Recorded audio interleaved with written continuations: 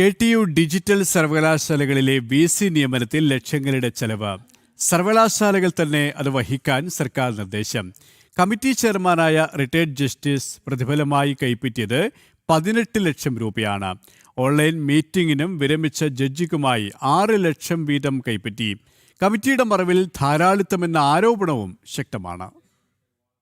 Digital KTU സർവകലാശാലകളുടെ VC നിയമനത്തിൽ സർക്കാരിന്റെ സമ്മതത്തോടെ സുപ്രീം കോടതി വിരമിച്ച സുപ്രീം കോടതി ജഡ്ജി സുധാംശു ധൂലിയ ചെയർമാനായ കമ്മിറ്റിക്ക് ചെലവായ മുഴുവൻ തുകയും സർവകലാശാല വഹിക്കാനാണ് സർക്കാർ ഉത്തരവ്.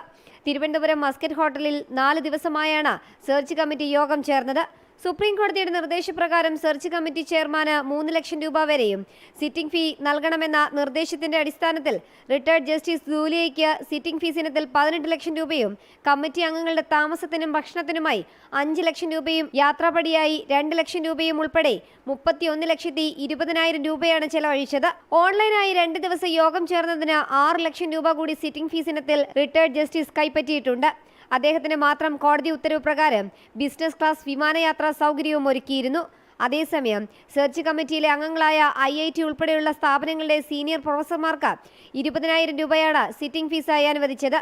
ചെലവായ തുകയുടെ പകുതി അടിയന്തരമായി സർക്കാർ ഫണ്ടിലേക്ക് കൈമാറാൻ സാങ്കേതിക സർവകലാശാലയ്ക്ക് നിർദ്ദേശം നൽകിയിരിക്കുകയാണ്. പകുതി തുക ഡിജിറ്റൽ യൂണിവേഴ്സിറ്റിയോടും ആവശ്യപ്പെടും. സ്വാശ്രയ എഞ്ചിനീയറിംഗ് കോളേജിൽ നിന്ന് AICTEക്ക് നൽകാൻ കോളേജ് വിദ്യാഭ്യാസ വകുപ്പ് പിരിച്ചെടുത്ത തുകയിൽ നിന്ന് ചെലവ് നടത്തിയ ശേഷം സർവകലാശാലകളിൽ നിന്ന് തുക റീഫണ്ടായി സ്വീകരിക്കണമെന്ന് സർക്കാർ ഉത്തരവിൽ പറയുന്നു.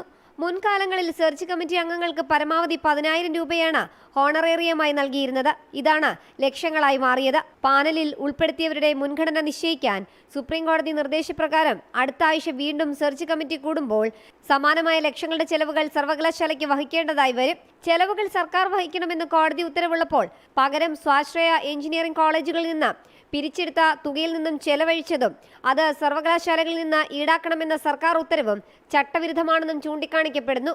ജനം, തിരുവനന്തപുരം.